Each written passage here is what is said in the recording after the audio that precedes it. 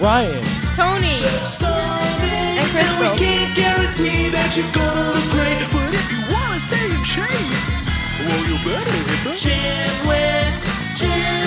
That's right, man. Tell 'em. Welcome to the GymWits podcast. I'm Ryan George. I'm Justin Guild, aka Chef Sonic, and we are the GymWits. So, So it had to happen. We talked about it last week. That you weren't feeling all that great, but you caught the Rona. Yeah, I did. When we talked, you were kind of not feeling great, but it didn't sound that bad. Did it get much worse, or were your symptoms kind of fairly mild? Are your symptoms fairly mild? Because you still have it, right? Yeah, it got worse that night, actually. Yeah.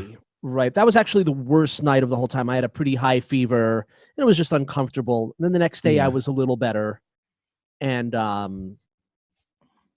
it's just been, stop and go. Yeah. Put it that way since then. Like, sometimes I'll feel fine. Sometimes I'll have some mild symptoms, like for a day or so, like my breathing wasn't comfortable. Yeah. Even now it's not 100%. And sometimes I'm just tired. For instance, it was tough getting up today, and I was just, I haven't felt like I've snapped into it, all day.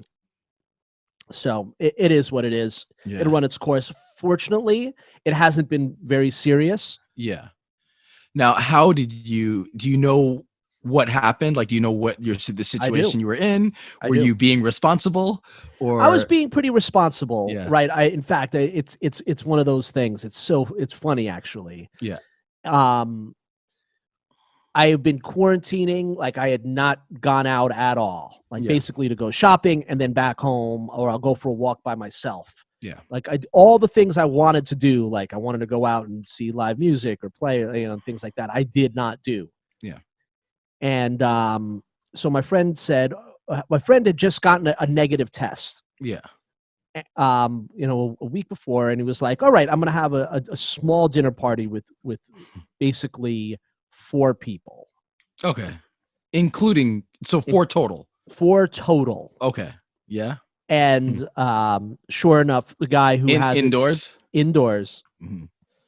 Right. And sure enough, the guy who threw the dinner party had the cove. And because he got it from someone at work. Okay. And that's a whole other issue. I was like, his work, it was messed up. Like they people were getting sick, but they still had people keep coming in. Oh, wow. Instead of working from home, and they wouldn't pay for the rapid test. I was like, that's ridiculous. That sucks, it's like, it's what kind of a job? He works for a company, I think that dispatches trucks and other vehicles. Okay. Yeah.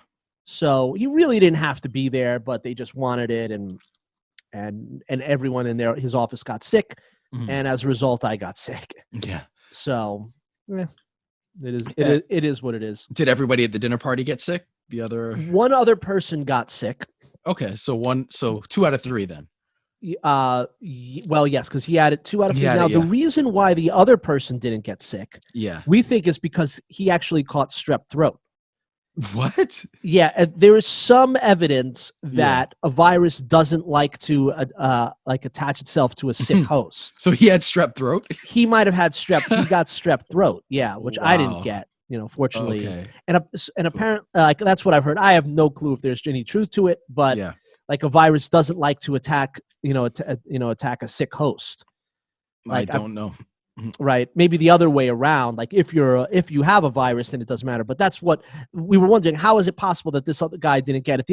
So we thought that might be it. I have no clue if the science backs that up. Did he get tested? He had a negative test. Yeah. The other thing is, it's totally possible that he worked in food service, so it's possible that he had already had it. Yeah, could be. And he just had his immunity. Yeah. So, wow. Yeah. Now this will release the Wednesday before Thanksgiving.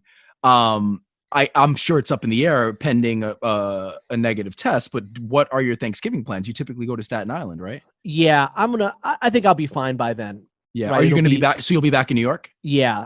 Yeah. Okay. I think it'll have been over 2 weeks since my infection. I've even heard multiple accounts of whether you should or should not get tested again. That you could test positive for a long period afterwards, even if you're not, and if you're not, even if you're not but are you contagious? I mean, what does your doctor say? I'm gonna call in and ask. Yeah. I'm gonna take a test just because. What is it? Yeah. I mean, because you especially you can be around your parents. Like, yeah, of course. I would, do whatever the doctor says. So if they're like, take a test, maybe I don't know how that works as far as like, at what stage are you not contagious, even if you test positive, and how all that works. But especially with your parents and being around people now. So I guess another question. So, there's obviously a lot of controversy, like in New York, they're saying no gatherings of more than 10 people. And, which, is, I think is fair. It sucks, but, we're seeing such a massive uptick in cases that we want to, we have to do everything we can to minimize it. And, so is your family doing more than 10 people? No. Okay, good. So it's going to be 10. Yeah. Yeah, same on my end. Like we're kind of questioning whether it even makes sense to I'm do a get together. My dad doesn't want to. He's nervous. Yeah. I mean, it's just like, is it really worth it? To risk it, even if it's a small group, and all that depends on where you are. Like I think in New York, I think I was reading something like the chances of getting it, if you're in a gathering in New York of less than 10 is like 13%. Where if you're in a gathering of 10 in like Montana or somewhere now, to South Dakota or something, it's like 50 something percent. Wow, so crazy. Yeah. I mean, wow. We're seeing. We're not doing too. If you're not in the country, I'm sure everyone in the country are aware that America is not doing very well when it comes to containing this virus. The good news is, I guess, that a couple of vaccine trials have shown solid results. Except that vaccine is meant for mind control. And that's what happens when you take that vaccine. Don't say that. Some people are going to believe you. I know. Yeah, no, but I mean, well, that's if you're a GymWits fan, hopefully, you probably you get the yeah. Well, I mean, we've had a strong anti-vaxxer stance. Unfortunately, that it is. Here's the problem right now, and it's a huge challenge. So I do find like you have your full-on anti-vaxxers who like think all vaccines are terrible and will cite like the small percent that do suffer from side effects. Then there are a lot of people that I know that's when it comes to like the flu vaccine, they're just like, I'm not going to take it. I don't know. I don't believe it. It's kind of and they're kind of I wouldn't group them with anti-vaxxers, but they're very skeptical of like the flu vaccine. And I think a lot of people like that are skeptical of vaccines, but they're skeptical of big pharma I group that separately. I think there are people, I mean, look, we're skeptical of big pharma, that's clearly, clearly they have their agenda and there are ethical issues, but I think there are a lot of people who to me, it's not the slant isn't like, I don't really trust these giant pharmaceutical companies, that they have my best interest at heart. Cause like for me, like I'm pretty sure I trust most of the science on all this. They go through a very rigorous process. Now, when it comes to pricing and a lot of the other kind of ethical issues, I think there are problems, but I don't distrust that if they put something to market that it's going to be, effective, especially if we have a strong FDA to regulate this stuff. But I think there are people that just separately, they just don't really trust vaccines. And I think it has less to do with like, the kind of, because I feel like a lot of anti-vaxxers tend to be like, fall into the conspiracy theorist camp, and they'll believe in a lot of, there's kind of a lot of overlap between, those beliefs and some other anti-science beliefs. But I think for a lot of people who are kind of vaccine skeptics that maybe you don't fall quite into the anti-vax camp, it's more about, I think, scientific literacy and maybe just not quite understanding, not a full understanding of the kind of science of how vaccines work. And so I think the issue now with the vaccine is you've got kind of three camps. You've got the camp that's, that just they're anti-vaxxers. They don't want to take any vaccine. They don't trust them at all. You've got the other group that's kind of like, I don't know, like I'm not, I don't not trust vaccines. obviously we get like the measles vaccine and polio, and they're all their vaccines that clearly have done good. But I don't know about the flu vaccine, and I don't know about this. Like, I don't know what the science says. Some people say this, some people say that. Like, they're kind of like fall in the middle. And then you have like the people who are like, I'm not trusting anything Trump says, which fair, but with any of these vaccines, it's like, look at you can look to the scientific community to tell you. You don't have to like say, oh, well, Trump, it was part of project, whatever, the, warp speed, so it can't be good.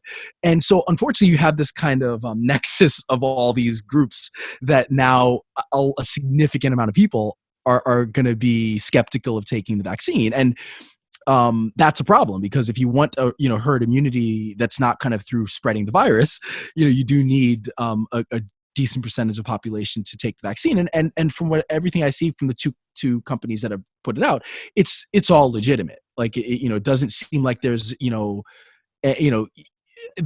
there doesn't seem to be any foul play. It seems like they've gone through the proper process, and it's pretty incredible. Like, we've never gotten a vaccine this fast to market, let alone two. So I think they deserve to be commended. And I hope that obviously we hope that we have to hope that the pricing is right. This vaccine has existed since before, like, it was created at the inception of the coronavirus. The same facility that they developed the virus is where the vaccine. Yeah, you're right, exactly. No.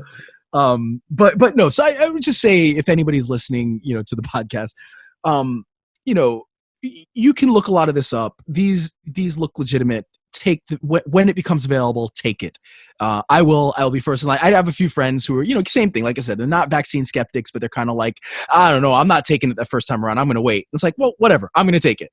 I will gladly take the vaccine. There is a legitimate concern that that they haven't done long-term testing. Yes, so you're absolutely right. That they don't know what the side effects are, and they don't know if there's going to be some issues with it.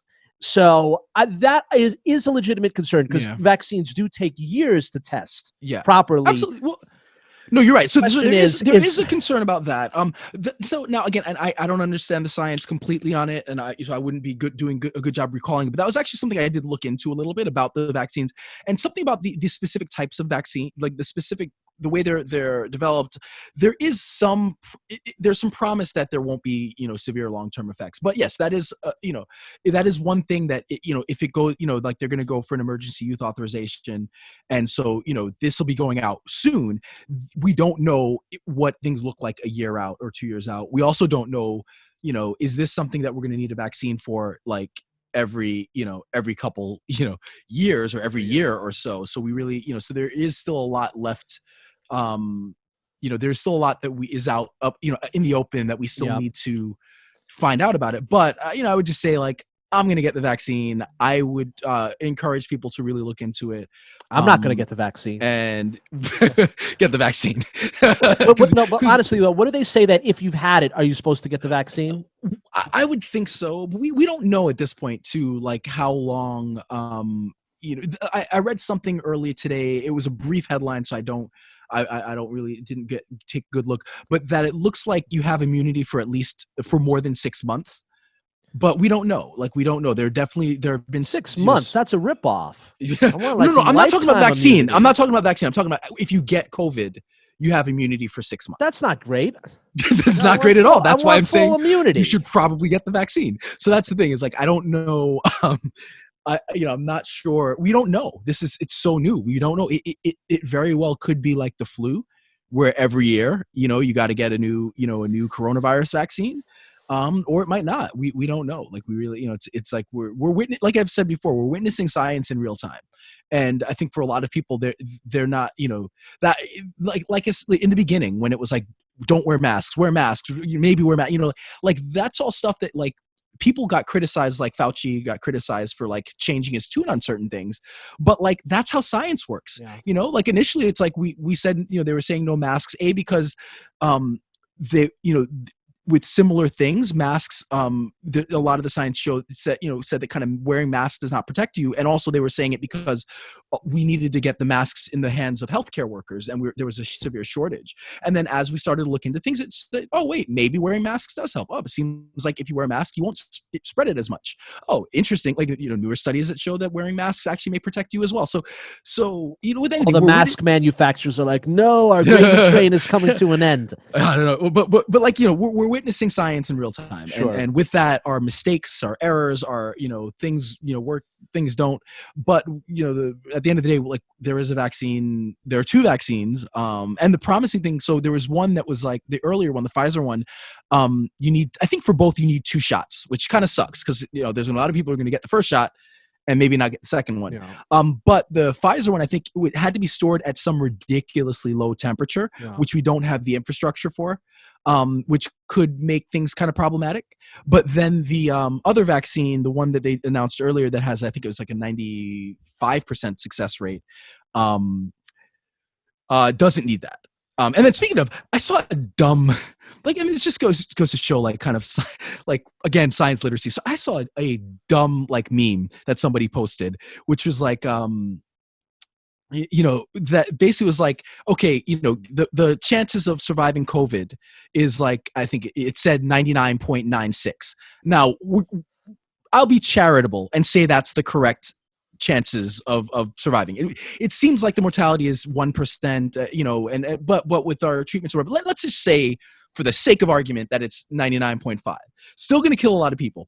And then if 0.5% of everyone in the United States dies, that's an enormous. Yeah. So, but again, like, so the principle of charity when you're arguing, right, is you want to give the strongest possible version of their argument. So I will give you that, like, I will give the person that, right? Let's say, even though that's not it.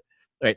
And 0.5% certainly made a big difference in the states where Trump lost. Yeah, exactly. So maybe they're hoping that those 0.5 people die so that all the dead voters can vote again. Yeah. No. So you've got that. And then under that was the success rate of the vaccine is 95%. And they're like, I'll take my chances getting the virus. Yeah, I saw the same meme. It's like, is it just so a lack of understanding of science, or is it that I know it, but I think people are stupid, and I'm going to post it? No, and people are stupid is what it is. So it's like, do you not understand that? And that's like, that's why Americans can't have nice things. It's like, I'm not a libertarian, but I've been saying, like, Americans couldn't be trusted to be libertarians because we're not responsible enough. But yeah, like, that's just dumb. Like, it just and so I was just annoyed seeing that. It's stupid. It just doesn't make sense. Like, only in the mind of a real twit does that, Yeah, exactly. All right. So hopefully we think most of our listeners, probably understand what we're talking about and agree.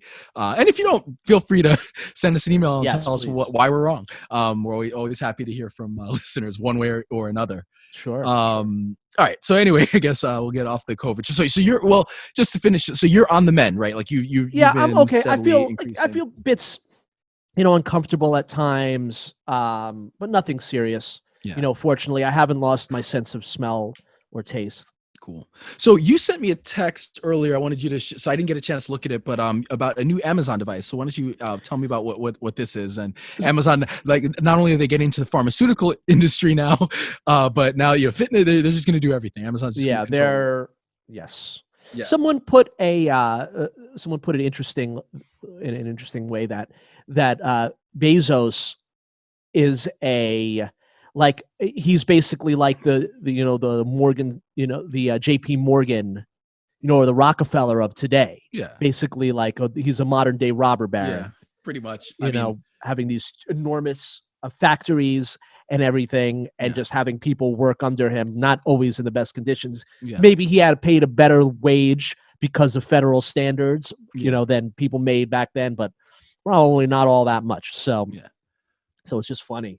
Yeah. How it's just funny how some things change and some things don't. Yeah. So this is an interesting device. Once again, a little scary, but interesting. So it's the Amazon Halo, and basically what it is it's a band that you put on your wrist. Okay. It might even be 2 bands that you put on your wrist, And what it does is it takes a 3D scan of your body. Oh, really? Yeah. It'll take a 3D scan of your body, and it'll tell you what your body fat percentage is, or your mass index. Oh, wow. Okay. That and it's that actually is supposedly interesting. Yeah. very accurate. Yeah. So that's supposed what it is. It's more about telling you what it is, what your body mass index is, rather than something like a Fitbit, which is How about does it counting measure steps. your body composition? Like that's interesting. Okay. Good question. So it supposedly it does. That's the science, and it says it's pretty accurate. Wow. Okay. So it'll remain to be seen. So it is interesting that it'll let you know, and I'm sure with it you have to pay for the band, and then you have to pay for the service. Okay. So it's a subscription service, which you would have to pay for. So that's where they're going to make their money. Yeah. And I'm sure that if you have it, you're going to be sent tons of ads for fitness products and diet products and this and that. Yeah. So, they have their methods worked out. But there's one other interesting aspect about it, which starts to go into the realm of science, of like the science fiction stuff that we would watch as a kid. It supposedly can tell your mental state by your tone of voice. Yeah. So it will report back to you how you are, your mental health in a way. Yeah. It's got some algorithm that figures out your tone of voice, so your mental state must be this. Yeah. Interesting. So there are issues with this, and it could be cool, right? Yeah. I mean, I don't know what information, but in the hands of someone that may not be mentally stable or might have emotional issues, could potentially be a little dangerous if it's telling you that you're sad all the time. Yeah. Right. Or that you're anxious or this and that. It might cause you to be even more anxious. You might be looking at it. Am I anxious? Am I anxious? Like, and you might start relying on it and assuming that it is accurate, right? Because we don't even know like how accurate this is. Also with the measuring of your body mass index, once again, for people that have body image problems or maybe even mental health issues associated with body image, could potentially be a little dangerous as well. If someone who has worked hard to lose weight and stay in shape, and then they're told that their body mass index is still, at a level that is perceived not to be good or up to their standard, even though they might totally look good and they might totally be healthy. As we know, some of these some of the numbers don't always match up. So yeah, if you're obese, we know the odds are that you aren't that the odds are that you might not be in the best of health, but you might have a body mass index that it was not fat percentage. Sorry, body fat percentage, not or body mass. What's the difference between body fat percentage and body mass index? Body mass index is basically a measure of your height to weight. Like it's gotcha. a height to weight ratio. Body fat is the amount of fat, like kind of a percentage of body fat that you have in the body. So you might be told that you have a certain body fat percentage, which is actually totally healthy, but someone might read it and say, oh, this isn't healthy, and might lead to more emotional problems. So there's some issues that come along with it. Once again, yet to be seen, but as we all know, in the hands of certain people, information like that could actually be harmful, but it could be very helpful as well for someone that's looking to get in shape. I'm looking at it. What's interesting is I'd be curious to see how, because it looks like it has an optical sensor, and it's, I wonder how much different it is from like an Apple Watch. And it's, the way it says that it does like a 3D scan of the body, I don't know how it actually can do that. And I'm trying to figure out what method. I got to look into like how the sensor works and how it's able to give you a body fat percentage just based on the watch. I'm sure it has its method, and that works. I'm not So I'm not particularly concerned as much about your second issue as far as because data is always going to help with results. For most people, data is going to help, and so it's really it's always about putting that data into context. So when I'm working with the client and we're going over body fat, you always you have to put it into context. So it's if somebody's at a let's say a body fat level that's high, then especially when you're starting with them, your approach is, okay, here's where we're at and here's where we want to get, and so let's work. What's our program to get you from point A to point B? So it's not like, oh, you're at a crappy body fat percentage. It's, all right, here's where you are, and here's the goal, and here's the plan to get there. So you're kind of trying to frame it in a way that's not focused on what the body fat is and that it's bad, but on what we need to do to correct it.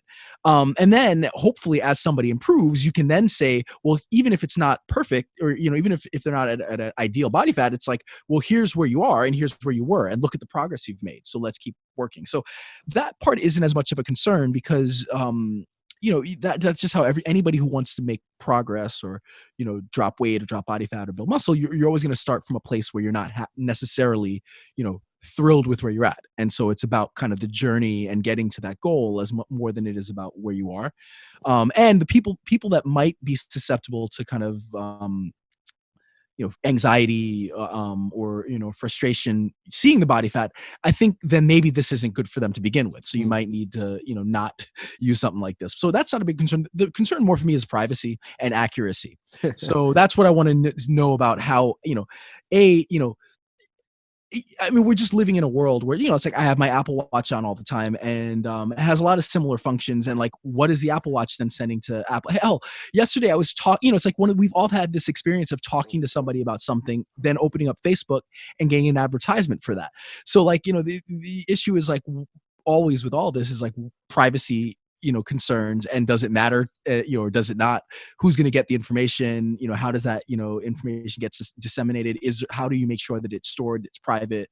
Things like that. So I think that's more, one issue. And then the accuracy is another issue, because what you don't want to happen is, let's say, if the body fat, let's say, is if there's a 3% variance, what's problematic there is, when we're dropping body fat, you're the hope is to drop maybe 1% every month or two.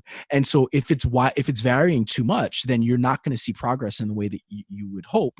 And that can be frustrating. So you can potentially see progress that doesn't exist. Yeah, either way. So you might have lost 3% body fat and it's showing no change, or you might have gained body fat and it's showing that you've lost. So you do, so that would be more of the issue for me, is how accurate is it? Because I just don't know how. I have to look into how it's measuring body composition to figure out if it's accurate, if it works. So it's interesting and not unexpected in the world we live, and with the success of the Apple Watch, it would make sense that Amazon's going to kind of jump in.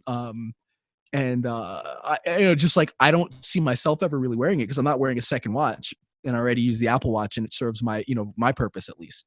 But hey, if it helps people, great. Just more of Amazon's kind of takeover of the world. So yeah, I have a I have a question for you.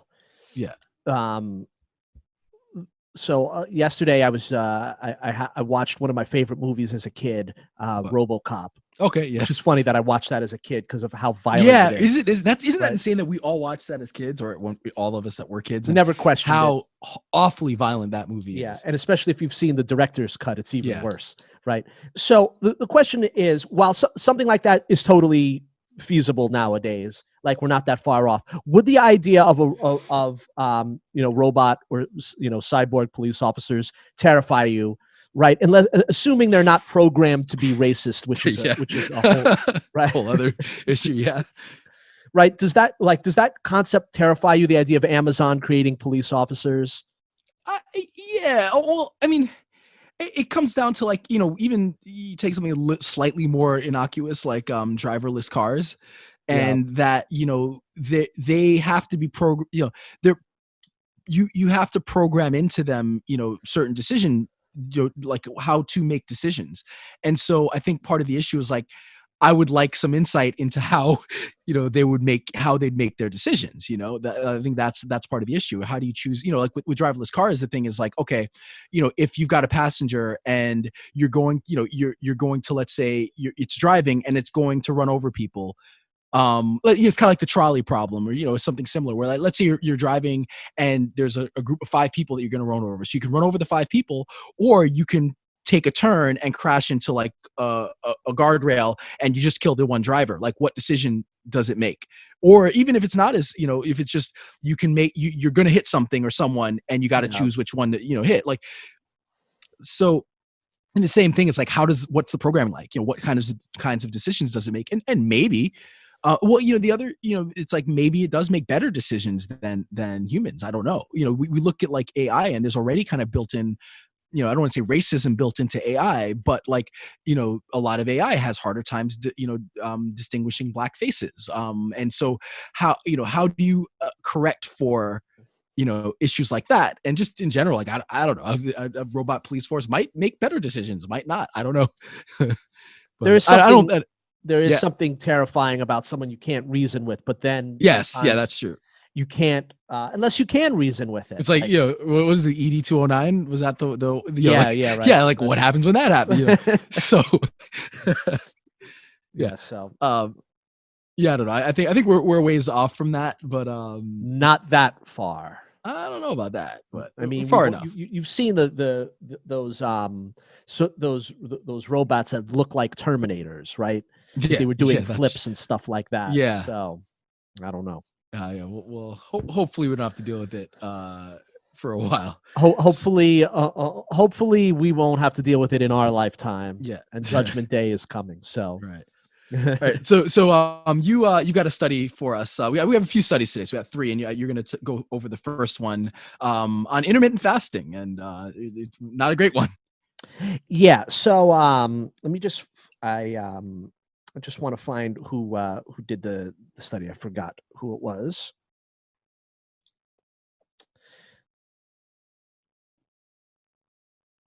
Yes. So the study was published by in JAMA Internal Medicine, and it took a bunch of people, men and women, that were in a wide age range that were obese or that were considered obese, clinically obese. And they gave them different diet programs. One was a time-restricted eating, and the other was just eating on a schedule. And they basically found that there was very little difference between the two. Yeah. And that wasn't intermittent fasting, it was time-restricted eating. And those terms are often used interchangeably. Even though they're a little different, but just for the sake of this discussion, we'll say they're the same thing. And it just showed that there was no major gains or losses in the intermittent fasting group. Yeah. Yeah. So another one, like there's, this is one of those that it's going to be years before kind of the jury's out on it. Cause I think there's plenty of studies that kind of show there's benefits, and there are plenty of studies that show that, there's not. I think the one good thing is that there doesn't seem to be a study that shows it's bad, sure. But more that, doesn't seem to be, the magic pill, that a lot of people make it out to. Yeah. They also showed that it didn't have any really cardiovascular benefits either. Yeah. Yeah. Yeah. So it's and it's interesting, and it said that the majority of weight loss due to intermittent fasting is basically because you cut out calories, right? Exactly. If you cut out a meal, calorie restriction, so that the actual fasting doesn't cause, or the time period where you're not fed is not what's causing the weight loss or the fat loss. So now, once again, this doesn't mean that it's bad. Right. So if you are right, I do intermittent fasting to an extent. I know, Ryan, have you still been doing it? Yeah, I'm still doing it. Yeah. So if it's a lifestyle that works for you and you're eating healthy and you're feeling good, then great. Yeah. Right. So it doesn't mean don't do it if this plan works for you and if you're healthy and and it's working, then do it. Yeah. Right. As long as there's no other reasons why it would not be optimal for you to do that. But yeah. And that's for me why it works. Cause like and something I'd rather not see studies that say it's, you could do either one, because then it lessens the need to do it. But I definitely find like I just make, by limiting the hours that I can eat, like I know that I eat compulsively at night and in the morning. Like I just will eat whatever and more than I need to, and I'll have like double breakfast. Like there are a lot of times where I would eat, like I wake up before I leave the house, 6 o'clock I'm eating breakfast, and then at like 9 or 10 I'm eating another breakfast. And so it's like for me it eliminates that extra meal that really is just unnecessary. And same thing at night, like, after 8, like I find like I'm perfectly fine. I don't need another meal. There are moments where I'm like a little bit hungry, but for the most part, like I really don't need to eat again. But when I wasn't doing intermittent fasting, I would almost always snack on something around like 10 o'clock, and it's just unnecessary. So definitely for me, it's like I've been able to cut out these unnecessary calories that just I don't need, without, having a really big impact on my life. Like I'm not eating any, I'm not missing calories or anything. It's just I'm not having like a lot of crap. One other benefit, and I don't know if we've talked about this, especially with the night eating, is the odds are at night that you're not going to eat celery and carrots. Yeah. Oh yeah. Right. Oh, yeah. What are you going? You're going to grab a bag of chips. You're going to, if you have some sort of, microwave processed food that you're hungry, like, oh, let me just toss this in, right? You're not going to make the best decisions then if you're hungry at night. You're going to grab, reach for ice cream or something like that. So yeah, you're not eating carrots and celery at night. Yeah, generally it's not. Yeah, that's true. So and that's way that it is positive to not do that night eating. Yeah. So now I've got a couple other studies that we'll go over. One little more directly fitness related, the other one not, a little bit. So this one is, so I guess, when Tony and I had our debate on positive thinking, this one would have been a kind of mark in her corner. So this one is on positive outlook and how it works with like memory decline. So this was in the Association for Psychological Science. It was published. And basically, it looked at 991 middle-aged and older adults. And they did this over 3 different time periods. So the first one was during 1995 to 1996. The second time period was 2004 to 2006. And the third time frame was 2013 and to 2014. So what each participant would do is they'd go through a questionnaire that would ask them like a range, or go over a range of positive emotions that they might have felt over the past 30 days.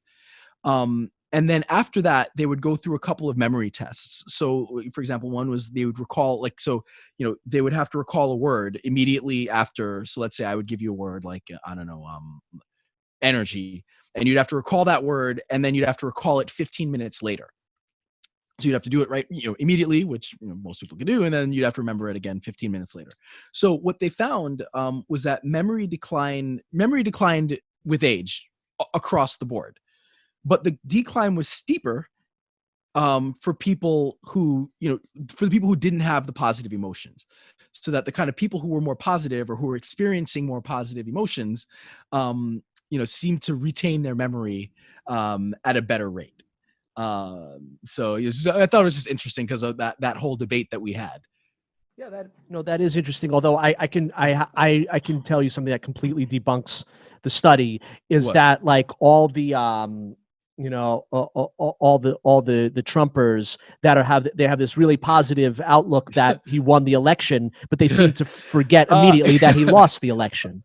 I was trying to avoid, like, sorry, I I referenced Trump, but I was actually trying to avoid it. No, yeah, but that's not really positive. I know. I'm just being stupid. So actually, when you think about it, and this goes across like, the board, they're angry because they feel that there was fraud. So they're not a lot of them are positive he won the election. Well, they're positive he won, but their emotional state is anger. So it actually doesn't debunk it. Yeah. Because they actually feel that it was stolen. So yeah, there's like the anger. They're I guess I don't know if they're optimistic or not, but yeah, they're positive he won, but they're angry that it was it's a different definition stolen. of positive. Yeah, exactly. Yeah, a little bit different definition of positive. But now we got our I was trying to avoid it. We got that out of the way. Sorry. Okay. Yeah. So the next one, this actually deals more directly with people that are probably listening to the podcast. So this is looking at the difference in strength and size, comparing the bench press to an incline press. So in this one, and I didn't write down the amount of people in this study. But it was untrained individuals. So I know it was untrained people. I don't know. I didn't write down how many people. But they were comparing a regular horizontal bench press with an incline. The incline bench was at 44 degrees. And so what they did is each group did one workout a week over the course of 8 weeks. They did 4 to 6 sets of the exercises, and they did 8 to 12 repetitions. And then they were broken up into 3 groups. So one group just did the flat bench, one group just did an incline bench, and then the other group did a mix of the flat bench and an incline bench. So basically, instead of doing like 6 sets of incline, they would do 3 sets of the flat and 3 sets of the incline at the 8 to 12 rep.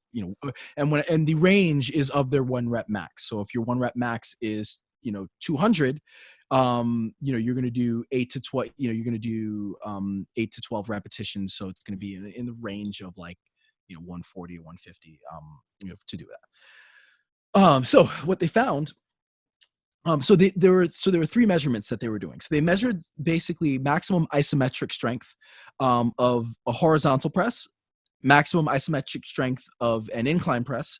So they were mimicking the 2 movements, and then also they checked muscle size, and just to make it specific, like they checked the size in different regions, but I'm just gonna pretty straight across the board. So we're just gonna talk about the size of the pectoralis muscle. And so what they found was, of the 3 groups, the mixed group actually saw the most increases in strength. Now the other 2 groups saw increases in strength, but the mixed group had a larger increase in overall strength, be it in both areas. So isometric, horizontal, and the incline. Which is kind of expected. Like you would expect if you're doing both, it's going to kind of help increase overall strength. And so I was a little surprised that like I would have thought that like the horizontal press only group would see greater increases in horizontal strength, but we didn't see that. We saw a mix. The mixed group did better overall strength. For size, the incline group actually saw the most growth in terms of muscle size. So that was an interesting one. So the incline group they all saw some increase, but the incline group actually saw the most growth as far as size. Now, a couple things to take away obviously from this is we're looking at untrained individuals, so you have to consider that if you've never trained, just the way the body reacts is a little bit different. So there's not a ton to tell from this, but overall what I think the thing to take away is variety is always going to be king. So if you want to build strength, you do a little bit of everything. So you're going to have benefits in different ways from different things. So you don't want to stick to one exercise or stick to one routine or one program, but actually try different things, and that variety can kind of help overall with your strength and overall with your size. But if you're a guy that's like, hey, I'm trying to build a bigger chest, you might want to think about including the incline bench press in your program if you're not already doing that. No, that is interesting. Cool. All right, so I believe that's it for the studies that we have. So we got through all of our studies. So as usual, we've got an Ask the Trainer. So Justin, you will ask the trainer. As usual, if you have questions, send them to thegymwits@gmail.com. And this one comes from Phil. So why don't you read the question? All right, so Phil writes, help. I'm a 29-year-old male fitness enthusiast. I've been a gym rat since high school. I've always held a little extra weight around the belly, but in the last year, I have made an effort to focus on my diet in the hopes of getting a six-pack. I try my best to eat clean and count calories. I've done intermittent fasting and try to make sure that all my macros and nutrients are all on point. I got to the point where I can see the 4-pack, but I still have this annoying little bit of fat on my lower abs that I can't seem to get rid of. Any advice on what I should do to get rid of it? More dieting, ? Surgery, lower ab exercises, please help, Phil. Wow. All right. Well, I'm going to test you, Justin. What's your answer before I take it over? Surgery. Like, if you want the surefire way to remove it, just have it surgically removed. Although I don't know if it's the healthiest way to do it, but it is a way to do it.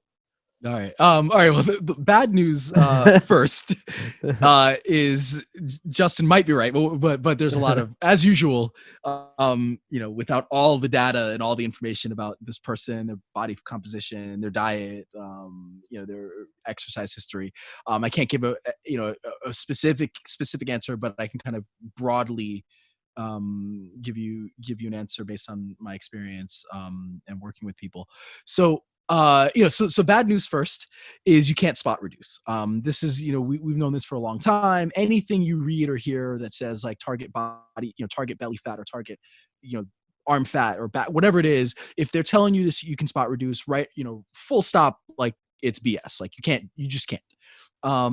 It's nearly impossible to say, I'm going to lose fat in this area. Like, our body figures it out without our conscious intervention where we're going to lose fat. So whenever it comes to like wanting to lose fat from a particular area, you're always going to have to kind of play the game of losing body fat by whatever method you need to take to lose it, and just hoping that your body chooses to lose it from the area that you want to lose it. So that's the kind of first part of is like kind of the bad news. So now, what can you do? So if you're trying to lose body fat, what are the components? Well, one component is just genetics, right? So like, again, like I said, it's built in where you're going to lose body fat as you lose body fat. So you don't have much of a choice on that in that way. There's diet. So, your diet will play a role in how you lose body fat. There's exercise. So the type of exercise you do can play a role as well. And then you also have issues like, hormone imbalances, sleep, stress, inflammation that all potentially could play a role. So, let's kind of tackle them all. And, so first, okay, so genes can't really do anything unless you get surgery, like Justin said. Diet. So you very well might be doing some great stuff with your diet. My recommendation would be, if you feel like you're doing everything you can nutrition wise and you're still not seeing the results that you want, maybe consult with the registered dietitian and see if there's something you're missing. I think there's so much information out there. We've talked about this often. If Tony was here, I'm sure she would agree that there are plenty of situations where people think that they're eating healthy or that they're doing everything right, and they're just not. Maybe some guy that they trust told them something and they believed it, and so they think they're eating healthy. Maybe they read an article, whatever it is. There's plenty of examples of diets and things that people think are healthy but just aren't, and maybe even doing more harm than good. So if you feel like you're doing everything with nutrition and it's not working, again, seek out some help and see, because we could tell you, obviously eating clean, lots of fruits and vegetables, green, lots of greens, staying away from, a lot of fat, staying away from oily foods, getting good protein, that's all good, all good stuff. But at the end of the day, like you might need a dietitian to look at what you're currently doing and help you kind of come up with a plan that might work better, for this. So then there's, things, okay, so like sleep and stress, as much as you can, try to get, 7-8 hours of sleep a day, as much as you can, try to manage your stress. If you find that stress is an issue for you, look into ways to deal with that. And again, this is a very person specific thing, but stress can play a big role in how your body deals with a lot of this stuff. So those are two things that I would say to look into if you're not. Staying hydrated is always going to be an important thing. And then is the exercise. So as we talked about earlier, when it comes to doing exercise, variety is important. So if you find that you've plateaued or you're not getting the results you want, you might want to think about doing something different. So if you're a big cardio person, especially if you're a big cardio person, resistance training can help. So the way that resistance training actually helps with belly fat, and again, it's indirect, but the more muscle you have, the more calories you burn at rest. And so the more calories you burn at rest, the more you're just burning body fat as you're interacting with the world day to day. So you might want to think about really increasing resistance training just to putting on a little bit more muscle will just increase the rate that you're burning calories. So that might be something to think about. If you're currently doing resistance, then try to think about some new exercises or new routines. Try try something new, try something different. High intensity interval training, is like intermittent fasting is all the rage right now. And there's plenty of studies, that show it as being something really beneficial. There's some studies that say it's not much different from anything else. But if you're not doing high intensity interval training, highly recommend looking at that as something to possibly do. I do it. I love it. It's a great way to work out. And again, it's a great way to kind of shock your system. Other thing I would say, going back to the diet, like we were talking about, is just making sure that you're at a deficit. So if you're trying to lose some body fat, that you're, whatever calories you burn day to day, and this is again something you can work on with the dietitian, but that you're slightly lower than that so that you're burning some more calories day to day. So like that is one of the common issues that people have, is getting with that little extra layer of lower abdominal fat. In some cases it's doable. In some cases it's extremely hard.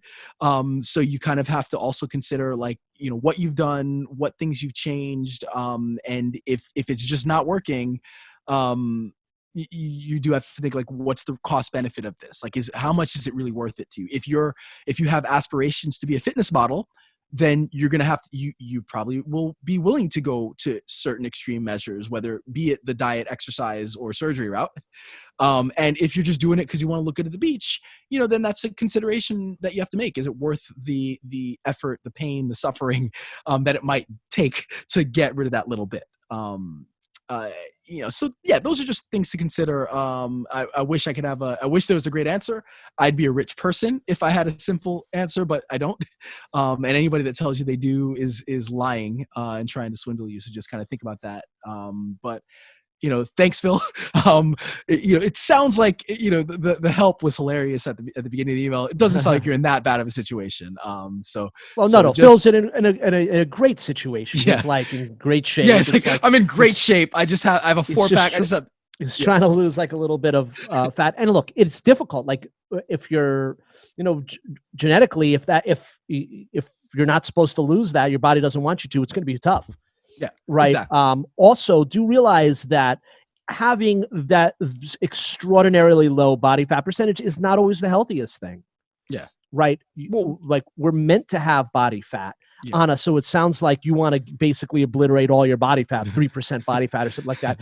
Right. It's not always the healthiest thing. So do consider that. I know that when you're, when you're young, that things like your aesthetics are very important. Right. And they are, and they should always be. But to what end? Now, you mentioned you're a fitness enthusiast and not a professional. So if it almost sounds like, to get to this point, you'd almost have to, like, jump into the realm of being a professional, somehow a professional in fitness, right? Or you might have to become like a bodybuilder, so you can add a ton of muscle mass or something like that, or dive it or become like a professional CrossFitter or something like that. Yeah. So it would be, you might need to take extreme measures in order to get rid of that body fat. And you have to really decide whether it's worth it to have that, what that would mean for your life. Yeah. So that's it. I mean, anything with all this, it's always like a calculus of, like, what the cost, or cost benefit kind of analysis.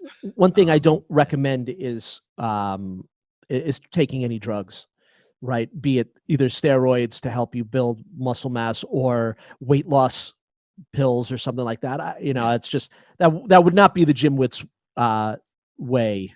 Yeah. Or highest recommendation to try to lose that. Yeah, I would agree. Again, a little bit to the extent that it okay. it's okay to take a little bit of steroids. I have never done it outside of when I had alopecia on my chin and they gave me steroids for like shots for a few weeks. But that's not the, no. It's always funny when someone's like, "Have you ever taken steroids?" Well, I did get injections in my We've all chin. taken steroids. If ever you've rubbed cortisone on your body, you've taken a steroid. No, so okay, again, it's cost benefit. It's a risk. So basically, if he wants to be a fitness model or a bodybuilder, sure, take all the steroids you want. Like do your research, understand the risks and reward, the risks of it. But look, if your goal is to get into fitness modeling or into bodybuilding, like you're probably going to have to do it. So who am I to say don't do it? So I'm just saying, like, if you're an average person, like, just kind of want to be fit. Yeah, you probably don't want to do it. It doesn't make any sense. Like, unless you have a doctor or somebody who can really guide you through it properly, it doesn't make sense to do it just to kind of look good. But if it's a career choice or career path, then yeah, you have to understand the risks that come with it, and again, try to do it in as safe a manner as you possibly can. But so that's why I'm saying, like, I don't want to say outright, no, it's not the GymWits way, don't do it. It's like, no, if you want to and it's legal, or it's not really legal anywhere to do it without unless you're under doctor supervision. But look, if you want to do it and it's for your career, that's a lot different for me than if you're, again, just you want to look good at the beach. Yeah, just makes sense, huh? Yeah. Remember, okay. You'll grow your muscle. You'll grow some parts of your bodies and shrink others. Just consider that. All right. Well, at that, if you have a question, send them to the gymwits@gmail.com. We love answering your questions. Again, the more we get, the more we'll answer. So thanks again, Phil. Yes, Phil. Thanks. We'd love to hear from you. All right. Well, that's it. Anything else to share, Justin, before we sign off for the day? I think that's it. Yeah, we've been consistent. I think this is week 4 in a row that we've recorded. So I guess that's it. As usual, check us out, thegymwits.com. Check out our social media. We're, Instagram, Facebook, and all that good stuff. And definitely send us feedback, rate us, review us if you can. So that's it. I'm Ryan George. I'm Justin Guild, aka Chef Sonic, reminding you that truth does not sell. And boy, have we seen that in recent times. Okay. And we are the GymWits.